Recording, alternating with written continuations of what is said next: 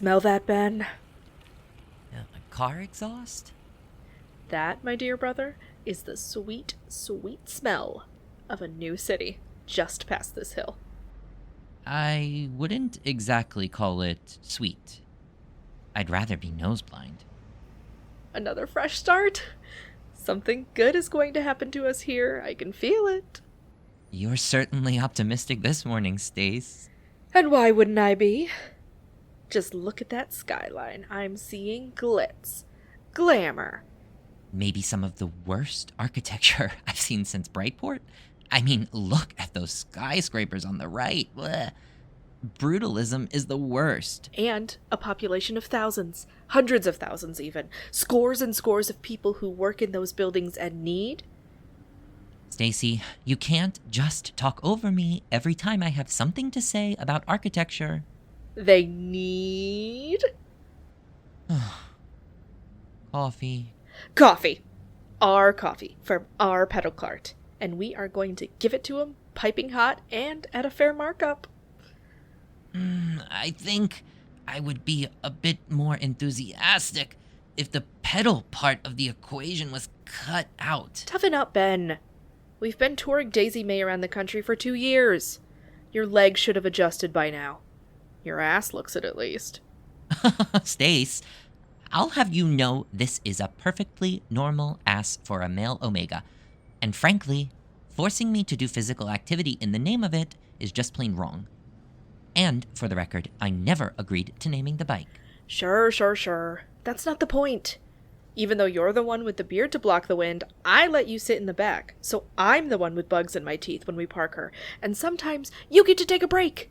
I even help you find new rubber bands when the ones holding your books to the bars start to snap. You're the pampered one here. Pampered, right. That's what it is when you're biking way across the country in all weather with everything you own in your backpack. Well, not everything, strictly speaking. And a giant coffee cart welded to the back full of supplies. When someone calls me a pampered omega, that is always what I've pictured. Pampered on the run looks a little different than pampered trapped in a mansion at your alpha's beck and call day in and day out. Apologies, O great prince, that this isn't enough for you. You know that wasn't what I meant, Stace. Sure. The coffee cart is nice. You know I like it. Mm-hmm. Right. Are you gonna be like this all morning now, or what? You know I'm thankful to you for setting all of this up. Do I have to bring that up all the time? I don't want to spend my life groveling before my twin sister. Why do you always leave the fraternal part out? It's never been that important to me. Of course it's not that important to you. You're the pretty one. You got the looks, Toots. And me, well, I've got... Oh, look! This is the neighborhood that guy told us about in Luxton. See, there's the statue he said to look for. The alpha riding a sea turtle? That's supposed to be a sea turtle? It looks like a squashed spider. Rude. I'm not an artist, but the sculpture was. Probably. Besides, doesn't it pale in comparison? Look at all of these buildings.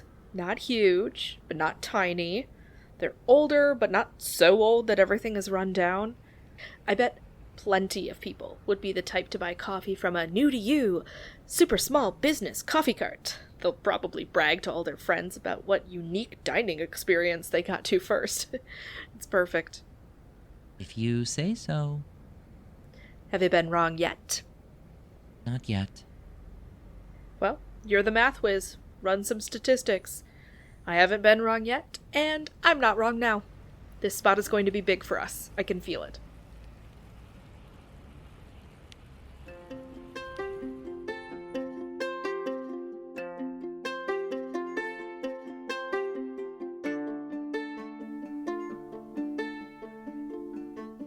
Once upon a time, there were... Once upon a time? Really? Is that how you're going to start this story? And why not? It happened in the past.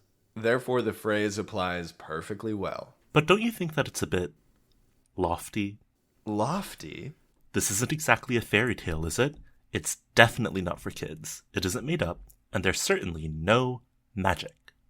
Every love story is a fairy tale, Brian. Fine, have it your way. Well, go on then. Once upon a time, there were 2 siblings. She literally just said twins. Are you finished interrupting? Get it right, then. Once upon a time, there was a set of twin Omegas on their own in a new city far, far from home. The elder, Ben, was tall and thin, ginger-haired and fair, eyes an ensnaring green that would capture any alpha's interest. If only the Omega would look away from his books and buildings once in a while. The younger, Stacey, stood as tall as her brother, but where his arms sloped delicately along his sides, hers curved with lithe muscle. Beautiful of face and form, to be sure, but not expected for an Omega. She was sturdy, and with her scent-blocking perfume, the world looked upon her as an alpha, which was how she would tell you she preferred it. These siblings traveled streets unknown to them on a tandem-bicycle, bright orange and painted with vines and orange blossoms along the frame, leading to a wooden cargo cart that housed their livelihood. Bloom Brew, a coffee cart that fed them, kept them clothed, and most importantly, kept them moving. I think I've got the power running from the street lamp over there.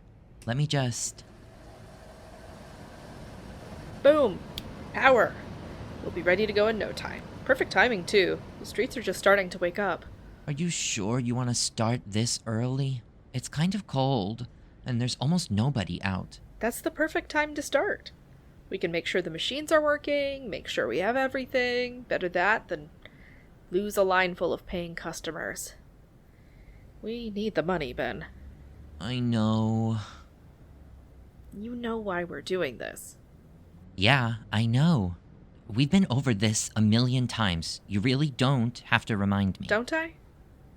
Are you sure? Because you're really dragging your feet on the plan here. I'm not dragging my feet, Stacey. I'm tired. I'm tired too. Of course I'm tired. We basically biked through the night to get here.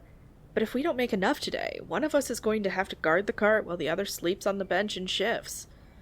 Instead of finding a nice shady hostel to sleep at in Park Daisy May. I know. And we could use a shower. It's painfully obvious I'm not nose-blind yet.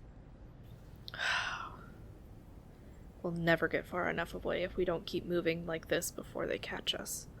Do you really think they're still looking for us? After so long? Do I think that a set of alphas keen on buying a matching set of omegas from our asshole parents for an exorbitant price they've already paid and now legally cannot get back would still be looking for those omegas who ran away 2 years ago? Yes I do, Ben. And even if they aren't, I'm not really willing to take that chance, are you? No. I just think it wouldn't kill us to take a day off. Maybe not. Maybe it would. 2 years on, and the thought of being that Alpha Holes Omega hasn't grown on me in the slightest. And, shit, we're out of coconut cream. There's a grocery right across the street. It looks like it opens early, too. I'll go get some. No, you mind the cart. And keep your wits about you. If we're going to make this our spot, I should get to know the closest store anyway. The machines are ready to go. We basically have everything else. Just don't accidentally sell any of the coconut stuff until I restock. Got it. And don't talk to any weirdos unless they have money in their hands. Obviously not. And if an alpha tries to grab you... Shout fire, because people will turn away from an Omega shouting about anything else. Yeah, got it, Stace. Go to the store. I'm just looking out for you, Benny. I know. I appreciate it. Don't worry about me. I've got this. I'll always worry about you, idiot. Okay, I'll be right back.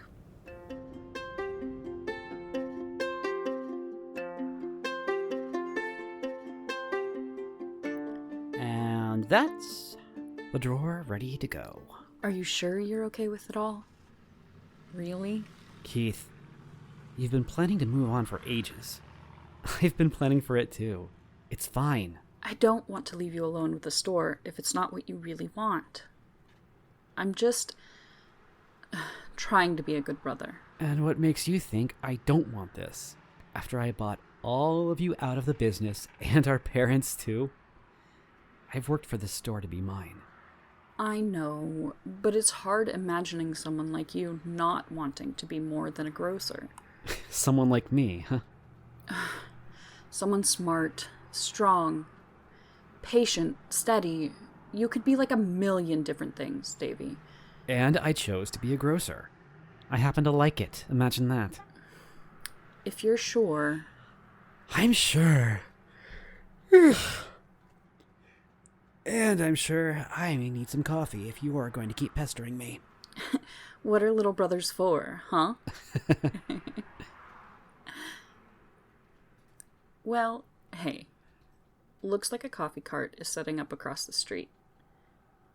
Bloom and Brew. Oh, cute. Sounds kind of cheesy to me. Also, who the hell are these guys? Why don't you let the story unfold as it was meant to, and interject when it's appropriate? You're not getting rid of me that easily. I'll cover the register for a minute. There's only one person in here. Go get a coffee, get some fresh city air, and then we can say our goodbyes. You're only moving to the suburbs, and Becky and Sean still live upstairs, Alice is down the block. Basically, everyone else is close to the city. You'll visit all the time. It's not really goodbye. Humor me. Fine.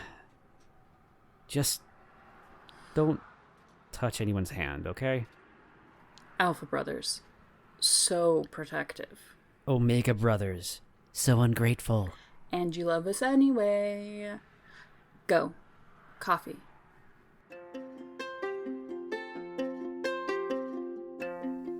Ben kept his wits about him, as his sister asked. But the streets were still quiet. The only real movement, a truck of steel I-beams pulling into a construction site down the way. He sipped a flat white of his own while he watched a crane whir to life, lifting beam after beam out of the bed of the truck. It wasn't that he was interested in construction. Math and construction materials were simple for him, predictable, understandable. People generally were not. Construction was simply a necessary part of the process of bringing to life the true art of architecture. Architecture Benjamin loved. 25-foot standard. I don't suppose they're putting up anything big there. They must be trying to protect the look of the historic neighborhood. Although the number of them could suggest... Are you open? Can I get a breve? Sure. $4.50. Brave. Ben almost never bothered to look directly at customers when he was pondering a building, and today was no different. Are you going to tell, like, half of the story? Is it that kind of job? I'll back off when it's time, and the time for you to back off has passed. A standard I-beam really only makes sense for additions or replacements, not rehab. Cutting them on site is logical, but not if you don't have a designated workspace, which is probably difficult to set aside in a tighter neighborhood like this. One brave. A 10. Keep the change. Thank you very much. Here you go. Careful, it's hot. It wasn't the way the customer's pupils bloomed in their hazel as their hands touched when Ben handed him the coffee that took his breath away, but rather the way his hand, holding a steaming cup, seemed to warm anew. The sensation sweeping up his arm, spreading through his torso, his entire body alight, aware. Fated mates, huh? Rare as they are. So this is one of those stories. They weren't exactly an old wives' tale, as every once in a while, fate would send someone a mate perfectly matched to them. The instant connection was always described the same, even in semi-ancient texts. They were rare enough, however, that the general advice was to dismiss it as unlikely magic. An easy way through life, where the real relationships were the ones built over time. Ones that took work. Ones that fate had no hand in. Or maybe it was simply a hot flash. Green. What? They're green. Your eyes are really green. Yes? I like green. I didn't choose them. But thank you. No, sorry. I didn't mean that would be for me or for anyone. Sorry. They're just very green. I like them. Thank you. I get them from my dad. Thank him for me too. Thank him. For my eyes? No, that's not what I meant. Not like thank him, but like I'm glad you have them because they're very beautiful and they suit you really well. You're really sweet. Sorry, normally I don't go around the city complimenting people's eyes in riddles, I swear. I believe you. Then you'd be crazy. And you don't exactly look crazy. Oh? How do I look? Honest. Earnest. In desperate need of the coffee. Which you're still holding out for me. Right. Sorry. Here. Oh, this is good. Smooth. Thank you. I've made so many now. I think I could make a whole suite of drinks in my sleep. Not a coffee fan? No, I like it. It's not my passion. Oh? Then why run a coffee cart? I haven't seen you run before, but if you made that many, it must not be a new gig. It's not just mine. I run it with... Oh. Who's this, babe? Babe. No, that's not... She's... Stacey, co-owner of this coffee cart and Ben's Alpha. Who might you be? Stacey, get your arm off me. Davey Price. I run a shop nearby. I saw you setting up and hope to be your first customer of the day. I can't resist a fresh cup of coffee.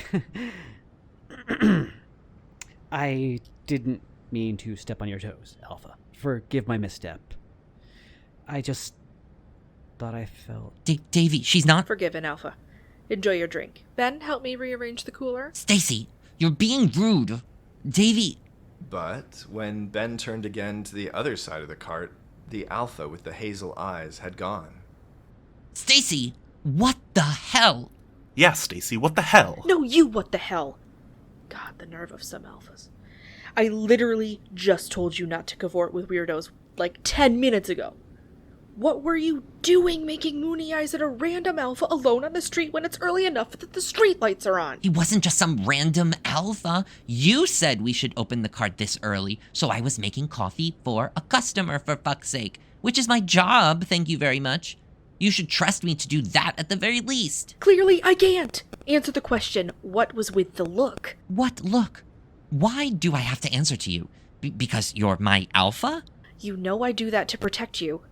When we agree upon it, not at the drop of the hat, talking over me like I'm not even there when I'm trying to tell you specifically not to do the alpha act because... Because what? Because I think that was my fated mate.